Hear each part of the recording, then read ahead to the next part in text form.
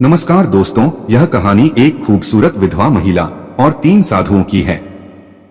जब वह जीवन के कठिन दौर से गुजर रही थी, तब 3 साधु उसके जीवन में आए और उनकी बातों को स्वीकार किया, जिससे उनका जीवन खुशहाल बना और सुखी से जीवन बिताने लगा। दोस्तों, गांव का नाम था सुखपर, जो चारों ओर हरियाली से घिरा हुआ था। वहां की आबादी ज्यादा नहीं थी, लेकिन लोग एक दूसरे से परिचित थे। उसी गांव में सावित्री नाम की एक महिला, जो अपने पति विनीत के साथ छोटे से घर में बहुत खुश थी। उसका जीवन एक आदर्श गृहिणी की तरह था। वह सुबह जल्दी उठकर घर का सारा काम निपटाती, फिर अपने पति के साथ खेतों में काम करती है। उसकी मेहनत और स्नेह से घर में हमेशा सुख शांति बनी रहती है, लेकिन भाग्य को यह सुखद जीवन रास नहीं आया। सावित्री का संसार तब उजड़ गया जब एक दिन विनीत खेत में काम करते हुए एक विषैले सांप का शिकार हो गया। सांप ने उसके पैर में काट लिया और कुछ ही घंटों में उसके शरीर में जहर फैल गया। गांव के लोग झाड़ फूंक और घरेलू उपचारों में लगे रहे, लेकिन कुछ भी असर नहीं हुआ। अंततः विनीत की मृत्यु हो गई। यह खबर सुनते ही सावित्री पर परमाणु बिजली गिर पड़ी। वह पति के शव से लिपटकर रोने लगी। उसकी आंखों से आंसू रुकने का नाम ही नहीं ले रहे थे। गांव की महिलाएं उसे समझाने आई, लेकिन उसकी हालत देख सबका मन द्रवित हो गया। उसका पूरा संसार ही खत्म हो चुका था। वह सोच भी नहीं सकती थी कि अब उसके जीवन का क्या होगा। उसकी दुनिया का केंद्र ही छिन गया था। पति की मृत्यु के बाद सावित्री के लिए दुनिया पूरी तरह बदल गई। पहले जो रिश्तेदार और पड़ोसी उसे सम्मान देते थे, वही अब उससे दूरी बनाने लगे। एक विधवा का जीवन कितना कठिन हो सकता है, यह अब उसे समझ में आने लगा था। गांव के कुछ लोगों ने उसे सहानुभूति देते, लेकिन अधिकतर लोगों ने उसे मनहूस मान लिया। अब वह अकेली थी, असहाय थी, और गांव में ऐसी मान्यता थी कि किसी स्त्री के विधवा होने का कारण केवल उसके पिछले जन्म के पाप होते हैं। गांव के कुछ अधेड़ पुरुष उसे घृणित नजरों से देखने लगे। पहले जो उसे सम्मान देते थे, अब वही उसे हवस की नजरों से घूरते। वे उसकी लाचारी का फायदा उठाने की कोशिश करते।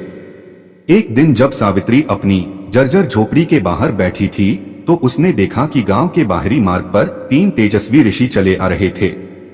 वे दीर्घ सफेद दाढ़ी और भगवा वस्त्र धारण किए हुए थे। उनके चेहरे पर दिव्य आभा थी और उनकी आंखों में अपूर्व शांति झलक रही थी। गांव वालों ने ऋषियों के आगमन की सूचना पाते ही उन्हें घेर लिया। सभी श्रद्धा से उनके चरणों में झुके और आशीर्वाद की याचना करने लगे। गांव के मुखिया ने विनम्र स्वर में प्रार्थना की, महाराज, कृपया कुछ समय के लिए हमारे गांव में ठहरे। हमें आपके आशीर्वाद और ज्ञान की अत्यंत आवश्यकता है। तीनों ऋषियों ने सहर्ष सहमति दे दी। तभी उनकी दृष्टि पास बैठी सावित्री पर पड़ी। उनमें से सबसे वृद्ध ऋषि ठहर गए। उन्होंने सावित्री को ध्यान से देखा और बोले, यह स्त्री अपार कष्ट से घिरी है, किंतु इसका भाग्य विलक्षण है। गांव वाले हतप्रभ रह गए। जिसे वे अभागिन और अपशगुन मानते थे, उसके भाग्य को ऋषियों ने विशेष क्यों कहा? कुछ लोग संशय में पड़ गए, तो कुछ उत्सुकता से ऋषियों की बातों को समझने का प्रयत्न करने लगे। सावित्री स्वयं भी चकित थी। वर्षों से जिस समाज ने उसे हाशिए पर रखा था, आज उन्हीं के सामने एक ऋषि ने उसके भविष्य को असाधारण घोषित कर दिया था। उसके मन में असंख्य प्रश्न उठने लगे। यह ऋषि कौन है और मेरे भाग्य के विषय में ऐसा क्या बोले? क्या मेरा जीवन सच में बदलने वाला है? तीनों साधु गांव के बीच स्थित एक प्राचीन मंदिर में ठहरे। यह मंदिर वर्षों से वीरान पड़ा था, लेकिन उनके आगमन से वहां एक नई ऊर्जा लौट आई। गांव वाले बड़ी श्रद्धा से उनके प्रवचन सुनने आने लगे, मगर सावित्री को मंदिर में प्रवेश करने की अनुमति नहीं थी। हर बार जब वह मंदिर के द्वार तक पहुंचती, गांव के लोग उसे दुत्कार देते और वहां से भगा देते। रात को जब सभी लोग अपने घर लौट गए, तब सावित्री हिम्मत जुटाकर मंदिर के पास पहुंची। वहां असमंजस में थी। क्या सच में साधु उससे मिलना चाहते हैं? क्या उसे भी मुक्ति का अधिकार है? धीरे धीरे उसने मंदिर के भीतर कदम रखा। दीपक की मध्यम रोशनी में तीनों साधु शांत भाव से ध्यान मग्न बैठे थे। जैसे ही सावित्री उनके सामने पहुंची, तीनों ने अपनी आंखें खोली। कुछ देर की तीव्रता के बाद एक साधु, जिनका नाम वशिष्ठ आनंद था, वे बोले, पुत्री, तुम हमसे क्या चाहती हो? सावित्री की आवाज कांप रही थी, पर उसने साहस जुटाकर कहा, मुझे समझ नहीं आता कि मेरा जीवन इतना दुखमय क्यों है। मैंने किसी का क्या बिगाड़ा है। तब मूर्ति देवानंद मुस्कुराए और बोले, इस संसार में कुछ भी अकारण नहीं आता। तुम्हारे पूर्व जन्मों के कर्म ही तुम्हारे वर्तमान जीवन को प्रभावित कर रहे हैं। लेकिन घबराओ मत, हर कर्म को नए कर्मों से बदला जा सकता है। सावित्री की आंखों में आंसू छलक आए। उसने कंपकंपाते स्वर में पूछा, क्या मैं अपना भाग्य बदल सकती हूँ? ज्ञान साधक शरण आनंद ने उत्तर दिया, मगर इसके लिए तुम्हें कठिन परीक्षाओं से गुजरना होगा। क्या तुम तैयार हो सावित्री? सावित्री ने बिना किसी संकोच के उत्तर दिया, मैं हर परीक्षा के लिए तैयार हूँ। फिर वशिष्ठ आनंद ने गंभीर स्वर में कहा, कल सूर्योदय से पहले तुम गांव के बाहर वाले पीपल वृक्ष के पास आना। वहीं से तुम्हारी असली यात्रा आरंभ होगी। अगले दिन यह खबर पूरे गांव में आग की तरह फैल गई। लोग अलग अलग अनुमान लगाने लगे। क्या ऋषि उसे कोई वरदान देंगे या कोई श्राप? कहीं यह स्त्री पूरे गांव के लिए संकट का कारण तो नहीं बन जाएगी? कुछ लोग उसे सहानुभूति से देख रहे थे तो कुछ अब भी घृणा से। मगर सावित्री को इन बातों से कोई फर्क नहीं पड़ा। रात के समय वह गांव के बाहर जंगल के किनारे पहुंची। वहां पहले से ही तीनों साधु वशिष्ठ आनंद, देव आनंद और शरण आनंद खड़े थे। हवा में एक रहस्यमय शांति थी। वशिष्ठ आनंद बोले, पुत्री, तुम्हें इस जंगल में पूरी रात अकेले बितानी होगी। यदि तुमने भय को पराजित कर लिया तो तुम पहली परीक्षा उत्तीर्ण कर लोगी। सावित्री का दिल जोर से धड़कने लगा। घना जंगल, अंधेरी रात और अनजान खतरे, यह सब सोचकर ही उसकी रीढ़ में सिहरन दौड़ गई। लेकिन उसने अपने भीतर के साहस को समेटा और हामी भर दी। तीनों साधु जंगल के अंधकार में लुप्त हो गए। अब वह बिल्कुल अकेली थी।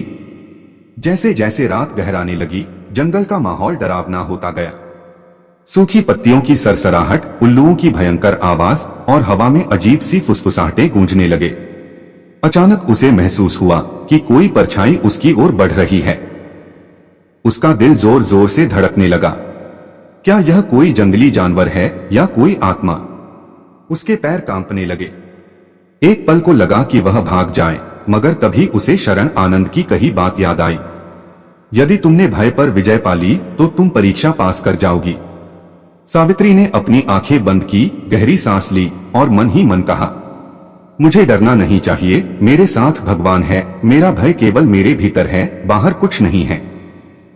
धीरे धीरे परछाई धुंधली होने लगी और कुछ ही क्षणों में विलीन हो गई। जंगल अब भी रहस्यमय था, मगर सावित्री के भीतर का भय जैसे जलकर राख हो गया था। पूरी रात वह अपने डर से जूझती रही, लेकिन हर बार उसने अपने मन को शांत किया, अपने भीतर की रोशनी को जलाए रखा। सुबह की पहली किरण के साथ सावित्री ने राहत की सांस ली। जब वह उठी तो महसूस हुआ जैसे उसने कोई नया जन्म लिया हो। कुछ ही क्षणों में तीनों साधु उसके सामने आ खड़े हुए। देव आनंद ने प्रसन्न होकर कहा, पुत्री, तुमने अपनी पहली परीक्षा सफलतापूर्वक उत्तीर्ण कर ली। अब तुम्हारे जीवन में बड़ा परिवर्तन आने वाला है। सावित्री की आंखों में आत्मविश्वास की चमक थी। अब उसे समझ आ गया था कि भय केवल मन का भ्रम होता है। यदि हम उसका सामना करें तो वह खुद ही समाप्त हो जाता है। पहली परीक्षा में भय पर विजय प्राप्त करने के बाद सावित्री के मन में आत्मविश्वास जाग उठा। अब वह अपने दुखों को भाग्य की कठपुतली मानने के बजाय उन्हें चुनौती देने के लिए तैयार थी। उसे एहसास हुआ कि जीवन में परिवर्तन इच्छाओं से नहीं बल्कि साहसिक कर्मों से आता है। वशिष्ठ आनंद बोले, पुत्री, तुमने भय को परास्त कर दिया, परंतु आगे की यात्रा और कठिन होगी। अगली परीक्षा त्याग की है। क्या तुम इसके लिए तैयार हो? सावित्री ने सिर झुकाकर उत्तर दिया, मैं तैयार हूं। देवानंद ने गंभीर स्वर में कहा, त्याग केवल धन का नहीं होता, सिर्फ वस्त्र या किसी भौतिक वस्तु का नहीं होता। त्याग वह है जिसमें हम अपने सबसे प्रिय चीज को छोड़ने का साहस रखते हैं। आज तुम्हें उसी का त्याग करना होगा जो तुम्हारे हृदय के सबसे करीब है। सावित्री का मन विचलित हो गया। उसके पास वैसे भी अधिक कुछ नहीं था, मगर फिर उसे अपने स्वर्गीय पति विनीत की तस्वीर याद आई। यही एकमात्र निशानी थी जो उसे उनके प्रेम की याद दिलाती थी। जब भी वह अकेली महसूस करती, इस तस्वीर को देखकर सुकून पाती थी। सावित्री की आंखों में नमी आ गई है और कांपते स्वर में उसने पूछा, क्या मुझे अपने पति की तस्वीर छोड़नी होगी? शरण आनंद मुस्कुराते हुए बोले, यदि वही तुम्हारे लिए सबसे प्रिय है तो हाँ, लेकिन याद रखना, त्याग तभी सार्थक होता है जब वह पूर्ण मन से किया जाए। जब तक तुम स्वयं इसके लिए तैयार नहीं हो, हम तुम्हें बाध्य नहीं करेंगे। सावित्री गहरे विचारों में डूब गई। यह तस्वीर उसके अतीत की अंतिम स्मृति थी। क्या वह इसे छोड़ सकती है? क्या यह त्याग सही होगा? मगर फिर उसे एहसास हुआ कि यह तस्वीर केवल उसे बीते कल से बांध कर रख रही थी। वह हर रोज इसे देखकर उसी दर्द में डूबी रहती थी, उसी अधूरे प्रेम की पीड़ा को दोहराती थी। यदि उसे आगे बढ़ना है, यदि उसे अपने जीवन को नए सिरे से संभालना है, तो उसे अतीत से मुक्त होना ही होगा।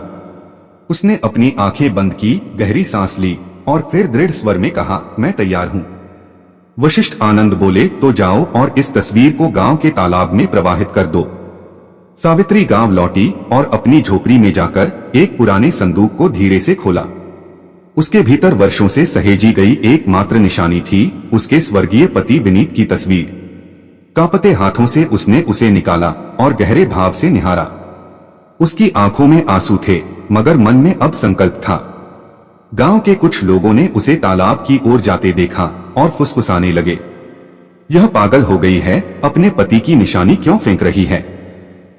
कहीं इन ऋषियों ने इसे भ्रमित तो नहीं कर दिया? लेकिन सावित्री ने किसी की भी ओर ध्यान नहीं दिया। वह धीरे धीरे तालाब के किनारे पहुंची, जहां पानी की लहरें शांत थी। उसने तस्वीर को दोनों हाथों में थामा और एक आखिरी बार उस चेहरे को देखा जिससे उसका पूरा जीवन बंधा हुआ था। यह केवल एक तस्वीर नहीं थी, यह उसके सुख, उसके दर्द और उसके अतीत का प्रतीक था। धीरे धीरे धीरे उसने तस्वीर को जल में प्रवाहित कर दिया। जैसे ही तस्वीर पानी में डूबी, उसे महसूस हुआ कि वर्षों से जो एक अदृश्य भार उसके हृदय पर था, वह अब समाप्त हो गया। एक अजीब हल्कापन उसके भीतर भर गया, मानो वह किसी अदृश्य बेड़ियों से मुक्त हो गई हो। अब वह केवल अपने भविष्य की ओर देखना चाहती थी।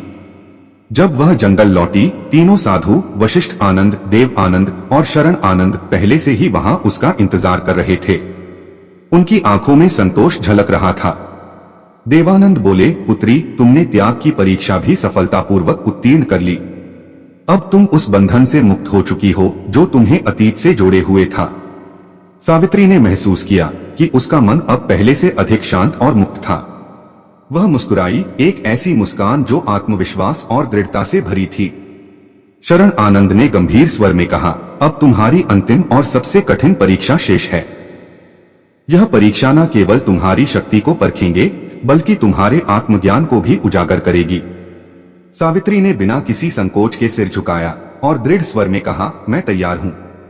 तीनों साधु सावित्री को लेकर एक ऊंची पहाड़ी पर स्थित प्राचीन मंदिर में पहुंचे। यह मंदिर कभी महान तपस्वियों की साधना स्थली हुआ करती थी, मगर अब वहां वीरानी छाई थी। हवाओं में रहस्य था, वातावरण में एक गहरी शांति। वशिष्ठ आनंद ने मंदिर के द्वार पर खड़े होकर कहा, अब तुम्हारी आत्मा की परीक्षा होगी। तुमने भय और मोह को त्याग दिया, लेकिन अब तुम्हें यह सिद्ध करना होगा कि तुम केवल अपने लिए नहीं बल्कि दूसरों के लिए भी जी सकती हो। सावित्री ने प्रश्न किया, मुझे क्या करना होगा? देवानंद गंभीर स्वर में बोले, गांव में एक वृद्ध महिला रहती है जिसका कोई सहारा नहीं है। वह बीमार और भूखी रहती है। तुम्हें अपनी झोपड़ी उसे सौंपनी होगी और अपना सारा भोजन भी उसे अर्पित करना होगा। सावित्री चौंक गई। उसकी झोपड़ी भले ही छोटी थी, मगर वही उसकी एकमात्र शरण थी। वह अपना घर छोड़कर कहाँ जाएगी? इससे पहले कि वह कुछ कहती, शरण आनंद आगे बोले, इसके बाद तुम्हें 7 दिन जंगल में रहकर तपस्या करनी होगी, बिना भोजन और जल के। यह परीक्षा तुम्हारे धैर्य, संकल्प और समर्पण की होगी। यदि तुम इसे पूरा कर लेती हो तो तुम्हारी आत्मा सच्ची मुक्ति की ओर बढ़ेगी। सावित्री स्तब्ध रह गई। अब तक की परीक्षाएं कठिन थी, मगर यह परीक्षा असंभव लग रही थी। क्या वह अपना घर और भोजन छोड़ सकती थी? क्या वह 7 दिन बिना कुछ खाए पिए जीवित रह सकेगी? मगर फिर उसे ऋषियों की बातें याद आई, सच्ची शक्ति शरीर में नहीं, मन में होती है। यह उसका अंतिम परीक्षण था। उसे यह भी पार करना था। उसने संकल्प लिया, अपनी आंखों में दृढ़ता भरी और कहा, मैं यह करने के लिए तैयार हूं। सावित्री ने बिना किसी संकोच के अपनी झोपड़ी और भोजन उस वृद्ध महिला को अर्पित कर दी। गांव के लोग यह देखकर दंग रह गए। ये क्या कर रही है? अपना सब कुछ क्यों छोड़ रही है? कहीं यह सच में ऋषियों के प्रभाव में तो नहीं आ गई? लोगों की फुसफुसाहट उसके कानों तक पहुंची, मगर उसने ना कोई उत्तर दिए, बस अपनी राह पकड़ी और जंगल की ओर बढ़ गई। पहला दिन कठिन था। भूख उसकी चेतना को झकझोर रही थी, मगर उसने अपने विचारों को भटकने नहीं दिया। वह एक वृक्ष के नीचे बैठकर ध्यान में लीन हो गई। दूसरे दिन उसे प्यास ने सताना शुरू किया। होंठ सूखने लगे, शरीर थकान से भर गया, मगर उसने अपनी इच्छा को वश में रखा। उसने स्वयं को समझाया, यह बस शरीर की एक परीक्षा है, आत्मा को इससे क्या लेना देना। तीसरे दिन उसका शरीर कमजोर होने लगा। पैरों में कंपन था, मगर मन अब भी अडिग था। उसने हार मानने से इनकार कर दिया। चौथे दिन उसे लगा कि अब वह और सहन नहीं कर पाएगी। सिर चकराने लगा, दृष्टि धुंधली होने लगी, मगर तभी उसे ऋषियों की बातें याद आई। असल शक्ति शरीर में नहीं, मन में होती है। यह सोचते ही उसे अपने भीतर से एक ऊर्जा का प्रवाह महसूस हुआ। उसने अपनी चेतना को शरीर से अलग कर ध्यान में प्रवेश किया। पांचवें और छठे दिन तक वह पूरी तरह ध्यान में डूब चुकी थी। अब उसे भूख प्यास का अनुभव ही नहीं हो रहा था। यह कोई साधारण अवस्था नहीं थी, यह आत्मा की गहराई में उतरने की स्थिति थी। सातवें दिन जब सूरज उगा तो कुछ अद्भुत हुआ। सावित्री की आत्मा एक नई ऊर्जा से भर उठी। उसे ऐसा प्रतीत हुआ कि वह अब केवल एक साधारण स्त्री नहीं रही, बल्कि किसी दिव्य शक्ति से जुड़ चुकी है। सातवें दिन जब सावित्री ध्यान मग्न थी, तब अचानक वातावरण में एक दिव्य आभा प्रकट हुई। हल्की हवा चलने लगी, पत्तों की सरसराहट जैसे किसी दिव्य संगीत का आभास करा रही थी। धीरे धीरे तीनों साधु, वशिष्ठ आनंद, देव आनंद और शरण आनंद उसके सामने प्रकट हुए।